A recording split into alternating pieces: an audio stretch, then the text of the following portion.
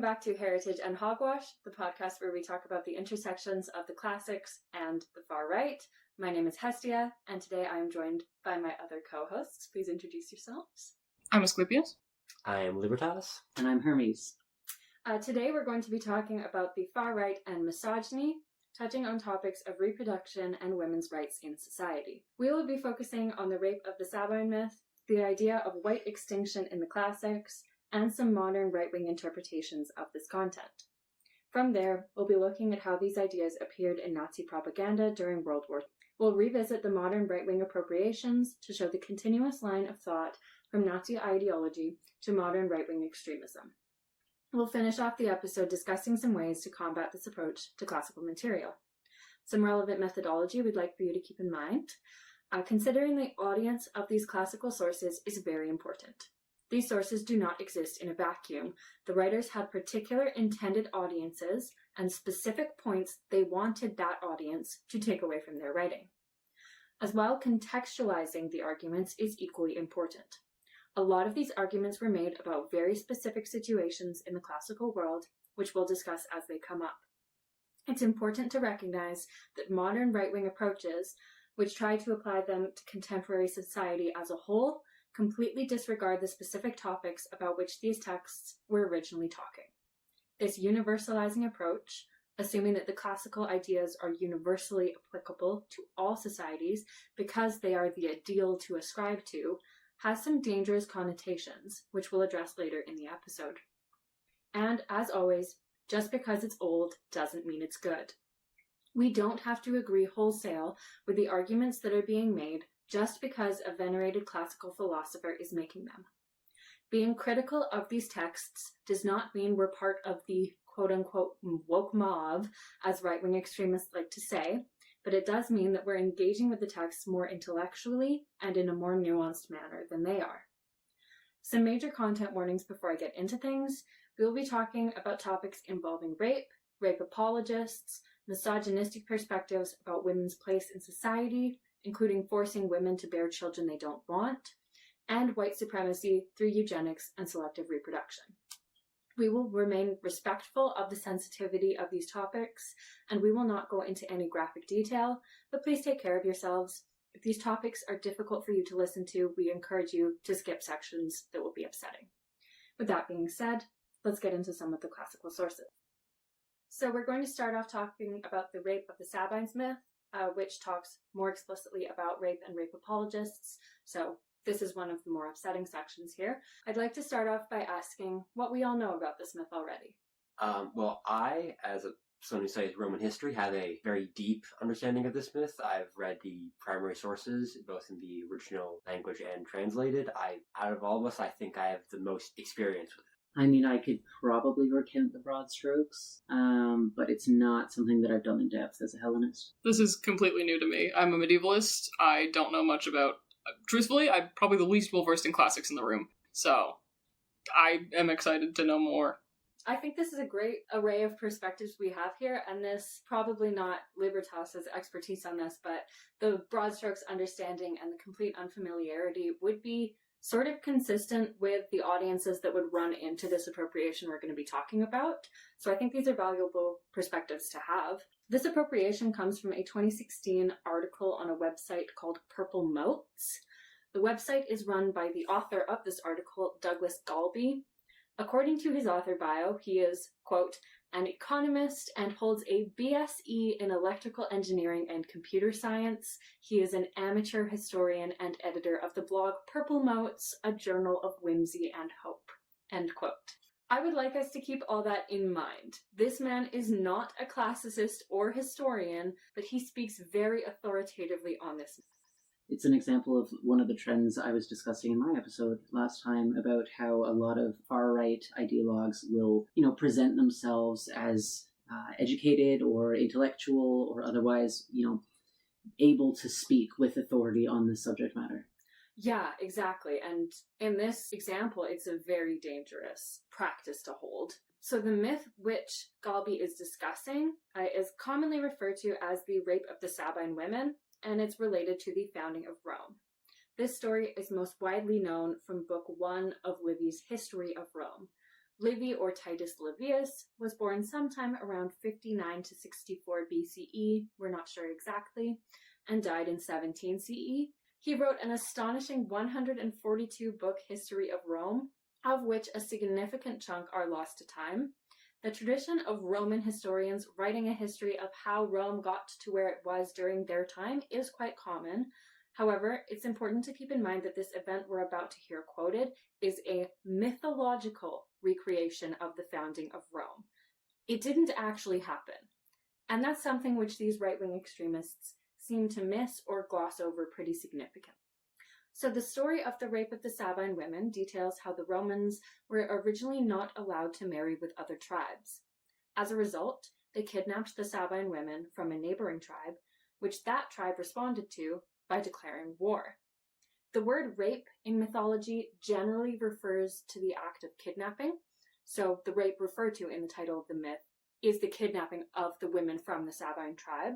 However, in this context, the Sabine women were being kidnapped to be forcibly married to the Romans, so I will also use rape to refer to sexual assault. The resulting war between the Sabines and the Romans only stopped when the Sabine women asked their fathers on the one side and the Romans who'd kidnapped them on the other to stop and make peace instead.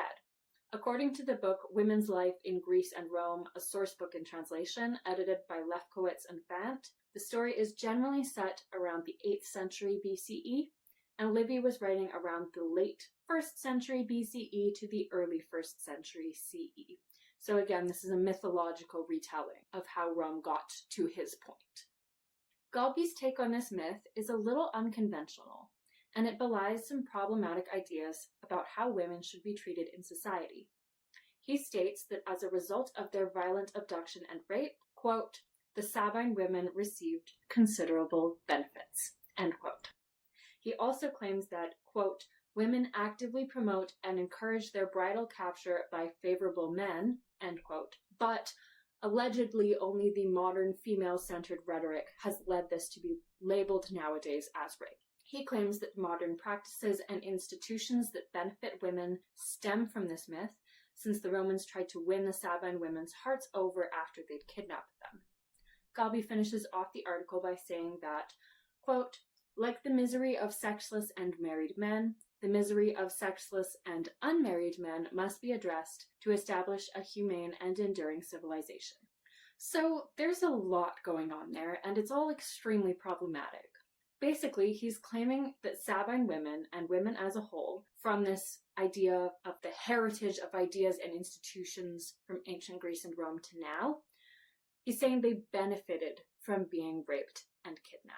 We see the same sort of justifications for slavery and segregation. Things along the lines of, it's better for black people to be separate, so they're with their own community, or with their own kind, and that it was a good thing that people were removed from impoverished Africa and given jobs and clothing in the States, or wherever they were sent to.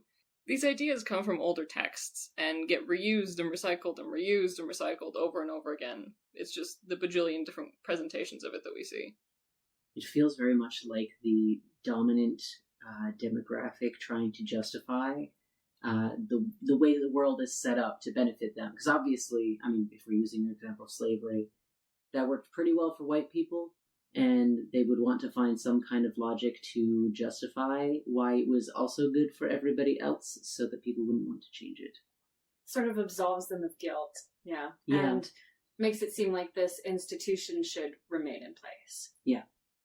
Before I move on real quick, I do want to ask, you brought up this idea that, or I suppose the author of this article brings up the idea that women secretly want to be abducted and assaulted, and it's something that shows up in a lot of, incel rhetoric, rape apology, victim blaming, and I'm wondering if you could point us towards like a classical origin for that idea, like how far back does it go?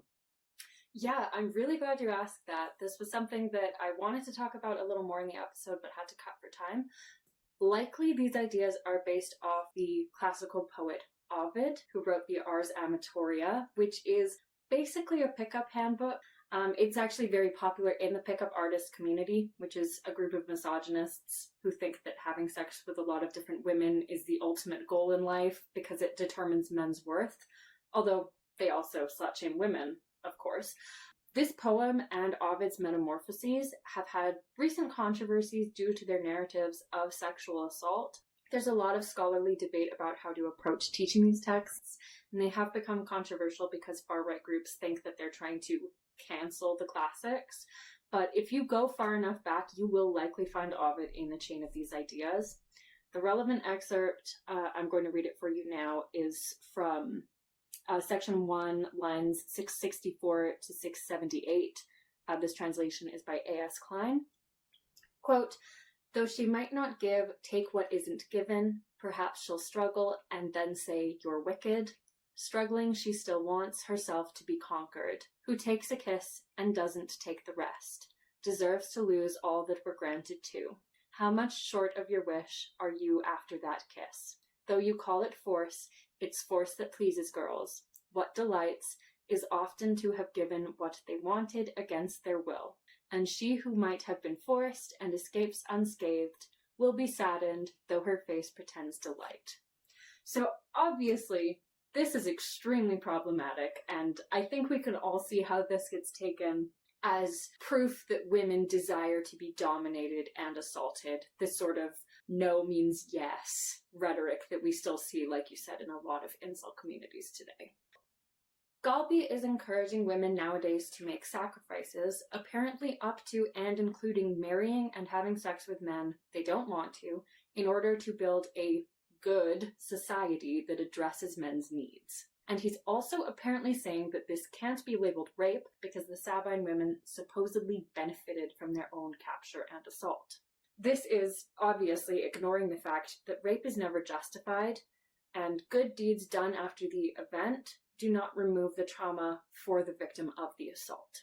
Additionally, a lot of the political freedoms that Galby claims these women got were already in place in their original society, according to the website Pharos.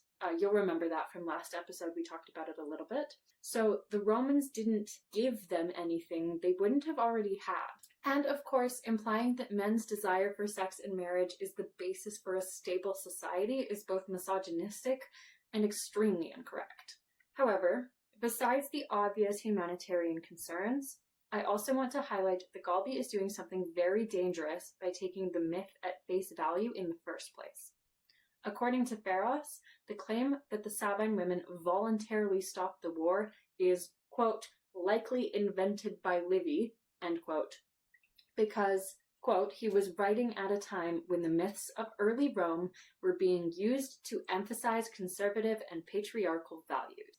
So the myth was written for a male audience to reinforce beliefs that they already held. Livy was a man writing for a male-dominated society, and he was taking the stories of the creation of Rome to legitimize the way Roman society existed and functioned in his own time. However, far-right thinkers are completely ignoring this context. They believe that there is a direct line of intellectual heritage from ancient Greece and Rome to now, and believe that classical ideas can and should be pasted onto modern society directly. By establishing a line of inherited ideology, far-right thinkers are ignoring the cultural and political contexts that exist in our time versus antiquity. Our values have drastically shifted from the time that this myth was written, and even further from the alleged events and period of the myth itself.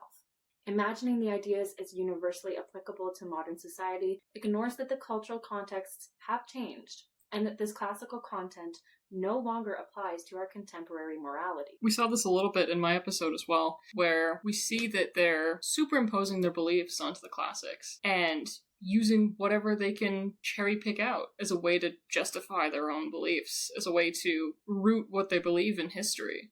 It's a very circular logic. They're applying their beliefs to the classics and then using the classics to justify their beliefs in the first place. It's really quite confusing, but once you recognize the pattern, it is easier to argue against.